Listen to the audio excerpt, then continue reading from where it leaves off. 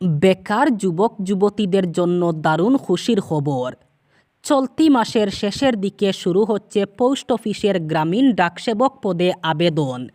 গত 16 জানুয়ারি ভারতীয় ডাক ভবনের তরফ থেকে সমস্ত পোস্ট অফিসে নির্দেশ দেওয়া হয়েছে যে কোন পোস্ট অফিসে কতজন স্টাফ কম আছে তার লিস্ট তৈরি করতে। এই লিস্ট 17 জানুয়ারি থেকে 22 জানুয়ারির মধ্যে জমা করতে হবে। এরপর এই লিস্ট যাচাই করা হবে 23 জানুয়ারি থেকে 24 জানুয়ারি পর্যন্ত। এরপর আগামী 29 জানুয়ারি 2025 পোস্ট অফিস গ্রামীণ ডাকসেবক নিয়োগের বিস্তারিত নোটিফিকেশন প্রকাশ করা হবে। গ্রামীণ ডাকসেবক পদে কত শূন্যপদ রয়েছে তথা 17 জানুয়ারি থেকে গণনার কাজ শুরু হয়েছে তা। এরপর আগামী 29 জানুয়ারি বিস্তারিত নোটিফিকেশনের সঙ্গে কত শূন্যপদ নিয়োগ করা হবে তা বিস্তারিত জানানো হবে। আগামী 29 জানুয়ারি পোস্ট অফিস গ্রামীণ ডাকসেবক নিয়োগ সংক্রান্ত বিস্তারিত নোটিফিকেশন প্রকাশিত হওয়ার পর 1 থেকে 2 দিনের মধ্যে অনলাইনে আবেদন গ্রহণ প্রক্রিয়া শুরু হয়ে যাবে। অনলাইনে আবেদন প্রক্রিয়া চলবে একটানা 20 থেকে 25 দিন পর্যন্ত। সূত্রে জানা গিয়েছে এতে প্রায় 35,000 নিয়োগ করা হবে। কাছাড়ের জেলা ম্যাজিস্ট্রেট মৃদুল কুমার যাদব ভারতীয় নাগরিক সুরক্ষা সংহিতার 163 নম্বর ধারার অধীনে আদেশ জারি করে জানিয়েছেন, আসাম রাজ্য স্কুল শিক্ষা বোর্ড পরিচালিত স্নাতক এবং স্নাতকোত্তর শিক্ষক পদের জন্য 2024 সালের টেট সহ নিয়োগ পরীক্ষা কাছাড় জেলার 5টি কেন্দ্রে আজ অর্থাৎ 19 জানুয়ারি অনুষ্ঠিত হবে। এদিকে বিপুল সংখ্যক পরীক্ষার্থীদের অভিভাবক পরীক্ষা কেন্দ্রের ভিতরে এবং আশেপাশে জড়ো হতে না পারেন, সমাজবিরোধীরা পরীক্ষায় হস্তক্ষেপ করতে না পারে এবং শান্তি বিঘ্ন ইত্যাদি ঘটাতে না পারে, এর জন্য ভারতীয় নাগরিক সুরক্ষা সংহিতা 2023-এর 163 দ্বারা প্রয়োগ করে জেলার প্রতিটি পরীক্ষা কেন্দ্রে বেশ কিছু নিষেধাজ্ঞা ঘোষণা করেছেন জেলা ম্যাজিস্ট্রেট। এগুলি হচ্ছে, পরীক্ষা কেন্দ্রের 100 মিটার ব্যাসার্ধের মধ্যে কোনো ব্যক্তি অভিভাবককে প্রবেশ করতে দেওয়া হবে না যদি না পরীক্ষায় অংশগ্রহণকারী পরীক্ষার্থীরা প্রবেশ করেন। টেট কাম নিয়োগ পরীক্ষা 2024-এর জন্য জারি করা নির্দেশিকা অর্থাৎ এসওপি দ্বারা 8 নম্বর অনুসারে প্রতিবন্ধী ব্যক্তিদের নথি পাওয়া যায়। পরীক্ষার সঙ্গে যুক্ত তত্ত্বাবধায়ক কর্মী এবং চেকিং স্কোয়াড, আইনশৃঙ্খলা রক্ষা এবং প্রয়োজনীয় পরিষেবা রক্ষণাবেক্ষণের সঙ্গে জড়িত সরকারের সংস্থা এবং পরীক্ষা পরিচালনার সঙ্গে জড়িত যে কোনো সরকারি কর্মচারী ছাড়া কেউ প্রবেশ করতে পারবেন না। পরীক্ষার সময় কর্তব্যরত অনুমোদিত ব্যক্তি ছাড়া পরীক্ষা কেন্দ্র থেকে 100 মিটার ব্যাসার্ধের মধ্যে কোনো যানবাহন পার্কিং এবং চলাচলের অনুমতি দেওয়া হবে না। মোবাইল ফোন, ক্যালকুলেটর এবং অন্য কোনো ইলেকট্রনিক গ্যাজেট ডিভাইস যেমন ব্লুটুথ, স্মার্টফোন, স্মার্ট ঘড়ি, কার ফোন ইত্যাদি পরীক্ষা কেন্দ্রে পরীক্ষা প্রাঙ্গণের ভিতরে প্রবেশের অনুমতি দেওয়া হবে না। পরীক্ষা কেন্দ্রের 100 মিটার ব্যাসার্ধের মধ্যে কোনো খাবারের দোকান, বাজার সহ অন্যান্য দোকান স্থাপনের অনুমতি দেওয়া হবে না। দিল্লির প্রাক্তন মুখ্যমন্ত্রী তথা আম আদমি পার্টি প্রধান অরবিন্দ কেজরিওয়ালের উপর হামলা।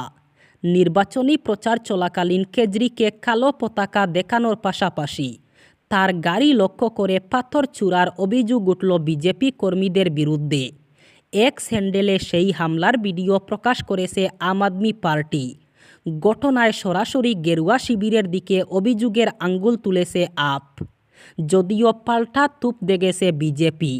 এই হামলার পরপরই বিজেপির বিরুদ্ধে এক্স হ্যান্ডেলে তুপ দেগেছে আম আদমি পার্টি, যেখানে তাদের দাবি হারের বয়ে বিজেপির মাথা খারাপ হয়ে গিয়েছে। নিজেদের গুন্ডা বাহিনীকে ব্যবহার করে কেজরিওয়ালের উপর হামলা করছে ওরা। এরপরই আম আদমি পার্টির তরফে অভিযোগ করা হয়, নির্বাচনী প্রচার করার সময় অরবিন্দ কেজরিওয়ালের উপর ইট পাথর দিয়ে হামলা চালায় বিজেপি প্রার্থী প্রবেশ বর্মার গুন্ডা বাহিনী। এদের উদ্দেশ্য ছিল যাতে কেজরিওয়ালকে গুরুতর আহত করা যায় এবং তিনি নির্বাচনী প্রচার করতে না পারেন। তবে বিজেপি তোমাদের এই হামলায় বয় পাওয়ার পাত্র কেজরি নন, দিল্লির জনতা তোমাদের এর কড়া জবাব দেবে, মন্তব্য আম আদমি পার্টির। কংগ্রেসকে নতুন মুসলিম লীগ বলে আক্রমণ করেছেন বিজেপির আইটি সেলের প্রধান অমিত মালবিয়া। এক স্যান্ডেলে তিনি লিখেছেন, কংগ্রেস হিন্দুদের ধর্মীয় ঐতিহ্য ইতিহাস মানতে চায় না, ধর্মাচরণের ক্ষেত্রে হিন্দুদের মৌলিক অধিকারকেও অস্বীকার করে। মালবিয়ার এই মন্তব্যের কারণ উপাসনাস্থল আইন নিয়ে কংগ্রেসের অবস্থান, বারাণসীর জ্ঞানবাপী, মথুরার শাহী মসজিদ নিয়ে বিবাদ আটকাতে কংগ্রেস সুপ্রিম কোর্টের দ্বারস্থ হয়েছে। হাত শিবির শীর্ষ আদালতের কাছে আর্জি জানিয়েছে 1991 সালের আইনটি অটুট রাখতে প্রয়োজনীয় নির্দেশ দিতে। কংগ্রেসের এই সিদ্ধান্তের বিরুদ্ধেই সরব হয়েছে বিজেপি। তাৎপর্যপূর্ণ হল বিজেপি এই ইস্যুতে আরএসএস প্রধান মোহন ভাগবতের উল্টো পথে হাঁটছে। নতুন করে সামনে আসা মন্দির মসজিদ বিবাদ নিয়ে ভাগবত সম্প্রতি মুখ খুলেছেন। তার কথায় অতীতে কি হয়েছে সকলে জানে, এখন মসজিদের নিচে মন্দির খোঁজা হচ্ছে কেন? আরএসএস সুপ্রিমো নাম না করে বিজেপি নেতাদের উদ্দেশ্যে বলেছেন, মন্দির মসজিদ বিবাদ হাতিয়ার করে কেউ কেউ হিন্দুদের রক্ষাকর্তা সাজতে চাইছেন। নাম না করে ভাগবতের কথা উড়িয়ে দিয়েছেন উত্তরপ্রদেশের মুখ্যমন্ত্রী যোগী আদিত্যনাথ। তার বক্তব্য, এটা ইতিহাস পুনরুদ্ধারের লড়াই, হিন্দুরা তাদের হারানো অধিকার ফিরে পেতে চাইছে। আগামী 25 এবং 26 ফেব্রুয়ারি অসমে অনুষ্ঠিত হতে যাচ্ছে অ্যাডভান্টেজ আসাম 2.0। এই সম্মেলনকে সামনে রেখে দেশের প্রথম সারির বিনিয়োগকারীদের সঙ্গে বৈঠক করেন মুখ্যমন্ত্রী হিমন্ত বিশ্ব শর্মা। এবার বাইরের দেশের বিনিয়োগকারীদের অসমে আমন্ত্রণ জানাতে বিদেশ পাড়ি দিয়েছেন মুখ্যমন্ত্রী। শুক্রবার সন্ধ্যায় জাপান, দক্ষিণ কোরিয়া সহ কয়েকটি দেশ সফরে 8 দিনের ভ্রমণ কার্যসূচি নিয়ে রওনা হন মুখ্যমন্ত্রী।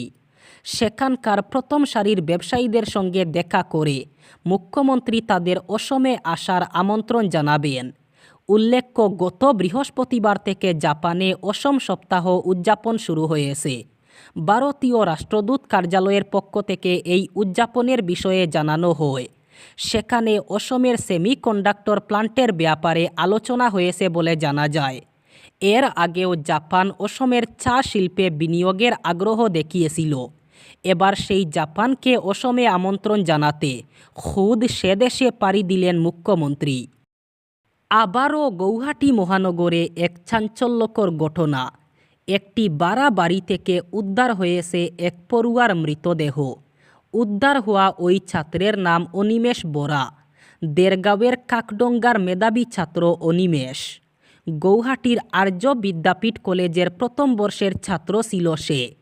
প্রাথমিক তথ্য অনুযায়ী অনিমেষ বরা 16 জানুয়ারি একটি ভাড়া বাড়িতে নিজেকে শেষ করেন। এর আগে বিহুর বন্দে বাড়িতে গিয়েছিলেন তিনি। বন্দের পর আবার ছাত্রটি গৌহাটিতে তার ভাড়া বাড়িতে ফিরে আসে, কিন্তু পরে দেহটি পচা গলা অবস্থায় পাওয়া যায়। পরিবারের অভিযোগ তাকে খুন করা হয়েছে। ময়নাতদন্তের পর জানা যাবে এটি নিজেকে শেষ করার ঘটনা নাকি খুন। উল্লেখ্য, অনিমেষ বরা একজন অত্যন্ত প্রতিভাবান ছাত্র ছিলেন। উচ্চ মাধ্যমিকের পরীক্ষায় তিনি স্টার নম্বর পেয়েছিলেন। মাধ্যমিকেও ফলাফল খুব ভালো ছিল। এক ভয়ঙ্কর দুর্ঘটনায় প্রাণ হারালো এক ছাত্রী। আহত হয়েছেন আরও প্রায় 20 জন পড়ুয়া। শনিবার সকালে ডিমা হাসাওয়ের উমরাংশুতে এই মর্মান্তিক দুর্ঘটনাটি সংঘটিত হয়। উমরাংশুর 19 কিলো এলাকায় একটি স্কুল বাস দুর্ঘটনার কবলে পড়লে ডালিমার রাংহাংপি নামের এক ছাত্রীর মৃত্যু হয়েছে এবং 22 জন আহত হয়েছেন।